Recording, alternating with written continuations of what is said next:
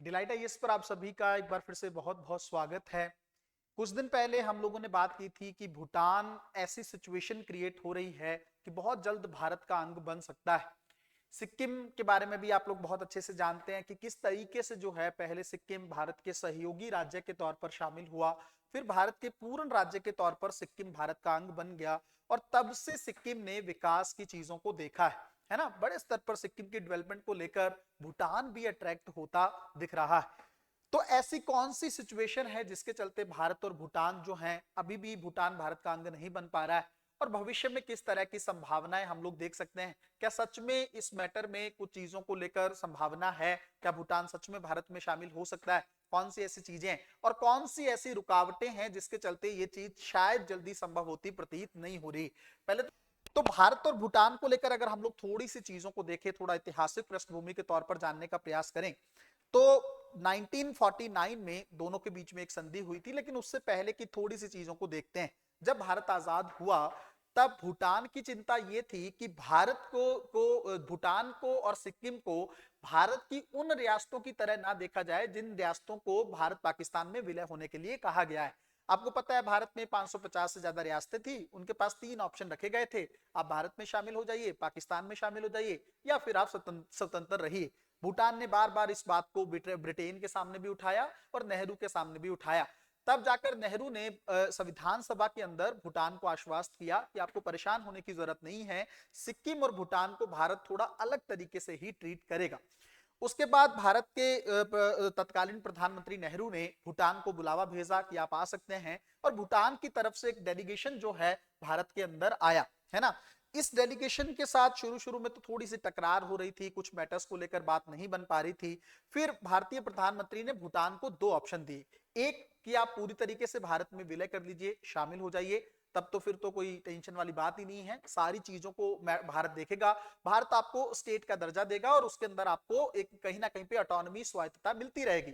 दूसरा उन्होंने जो ऑप्शन दिया उनको, भूटान को, वो ये था कि आप अलग रहिए, संप्रभु देश के तौर पर रहिए, लेकिन आपके विदेशी मामले, आपकी रक्षा और आपका संचार ये भारत देखेगा। भूटान का जो डेलीगेशन था वो संचार के लिए रेडी नहीं हो पा रहा था। वो कह रहा था कि कम्युनिकेशन जो है वो भारत के हाथ में नहीं होना चाहिए, वो कम से कम भूटान के हाथ में रहना चाहिए। काफी लंबा बहस चली, लंबी काफी चीजें हुई, लेकिन ये मैटर सॉल्व नहीं हो पा रहा था। भूटान का डेलीगेशन जो है वापस जाने ही वाला था। तब नेहरू ने कहा ठीक है, चलो कोई बात नहीं, अगर आप संचार भी अपने पास रखना चाहते हैं आप रख सकते हैं, कोई प्रॉब्लम नहीं।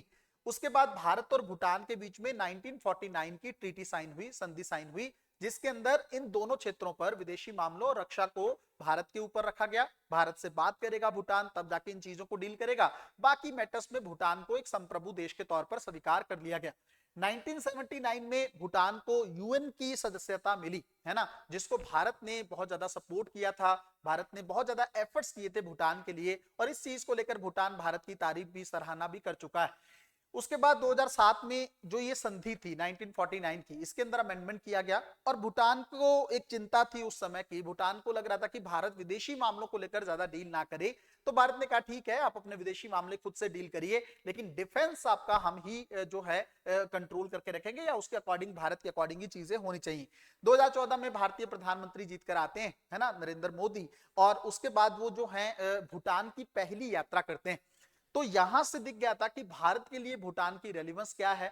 भारतीय प्रधानमंत्री लगातार भूटान की यात्रा करते भी रहे हैं, और साथ ही भारत ने पड़ोसी पहले की नीति को बहुत ही तेजी से इंप्लीमेंट करना शुरू किया था, और जिस उस नीति के केंद्र में भी भूटान रहा है।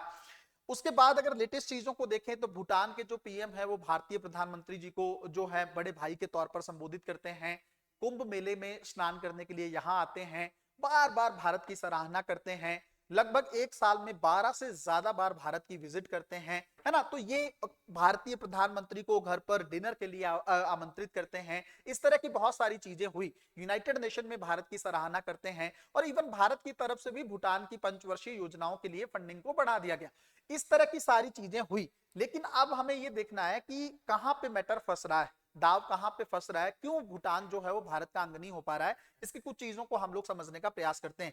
सबसे पहली चीज तो ये है कि भूटान की जो जनता है ना, हालांकि वहां के पीएम तो भारतीय पीएम के काफी क्लोज हैं, लेकिन जनता शुरू से ये चाहती रही है कि भूटान एक संप्रभु देश के तौर पर रहे, मतलब अलग देश के तौर पर भूटान रहे, भूटान भारत का हिस्सा या चीन का या किसी भी देश का हिस्सा ना बने, अलग देश के तौर पर रहे। इसका एक बेहतरीन एग्जाम्पल आप यहां से देख सकते हो, एक पहल है BBIN पहल, है ना, बांग्लादेश, भूटान, इंडिया, नेपाल, इन चारों देशों के बीच में एक मोटर वाहन समझौता होना था, जिससे भूटान बाहर हो गया था, है ना। भूटान ने अपने इश्यूज बताए थे कि जो मोटर वाहन समझौता है भूटान की पर्यावरण सुरक्षा को लेकर या पर्यावरण को लेकर एक समझौता कर सकता है, इसलिए भूटान ने खुद को इससे बाहर रखा। तो इस चीज में भी भूटान थोड़ा सा पीछे रहा। तीसरी चीज ये है कि भूटान पर चीन का भी दबाव है, चीन भी चाहता है भूटान को कि तुम मेरे क्षेत्र में आ जाओ, या ये जो सिलीगुड़ी कॉरिडोर वाला क्षेत्र है, डोकलाम वाला क्षेत्र जो है वो चीन को सौंप दे भूटान, है ना। तो भूटान ने हालांकि मना कर दिया था डोकलाम वाले क्षेत्र के लिए, तब चीन की तरफ से ये कहा गया कि साक्तेंग वन्य जीव अभयारण्य जो है, जो भूटान के अंदर लोकेटेड है, चीन ने कहा ये मेरा है। तो कहीं ना कहीं पे मनोवैज्ञानिक दबाव जो है भूटान पर क्रिएट करने के लिए चीन ने दबाव डालना शुरू कर दिया। हालांकि डोकलाम के क्षेत्र में भारत एंटर रहा और चीन के सामने पूरे तरीके से काफी महीनों तक सेनाएं जो है, भारत की सेना और चीन की सेना आमने सामने खड़ी रही। चीन ने डराने की कोशिश की, लेकिन भारत अब डरने वाला नहीं है। भारत ने डट के मुकाबला चीन का, चाहे वो गलवान की घाटी हो, चाहे वो डोकलाम का क्षेत्र हो, चाहे लद्दाख वाला क्षेत्र हो, हर जगह भारत ने चीन का मुकाबला करने का प्रयास किया है। तो ऐसी सिचुएशन में अब मैटर यहां पे फंस रहा है, सबसे पहले अगर भूटान को भारत का हिस्सा बनना है तो पहले तो मेरे हिसाब से जो तरीका हमने सिक्किम के लिए अपनाया, सहयोगी राज्य के तौर पर भूटान को लिया जा सकता है, तब वहां की जनता को चेक किया जा सकता है कि वहां की जनता क्या चाहती। अगर कोई बड़ा विरोध वहां पर देखने को नहीं मिलता है तो फिर भारत और भूटान क्लोज आ सकते हैं, कोई प्रॉब्लम नहीं, फिर आगे चलकर पूर्ण राज्य के तौर पर भूटान को शामिल किया जा सकता है। क्या भूटान का भारत में शामिल होना किसी तरीके से फायदेमंद, इसके भी कुछ कारण हैं, आप समझ लीजिएगा। भूटान की जो मैक्सिमम जल विद्युत है ना, आपको पता है कि वहां पर जल विद्युत ही मेन जो है भूटान का सोर्स है, और टूरिज्म एक सोर्स है जिसके चलते भूटान की इकोनॉमी चलती। तो टूरिज्म के पॉइंट ऑफ व्यू से भी भारतीय बहुत सारे नागरिक जो है वहां पर जाते हैं, घूमने के लिए जाते हैं, जिससे भूटान की आर्थिक क्षेत्र को सपोर्ट मिलता है।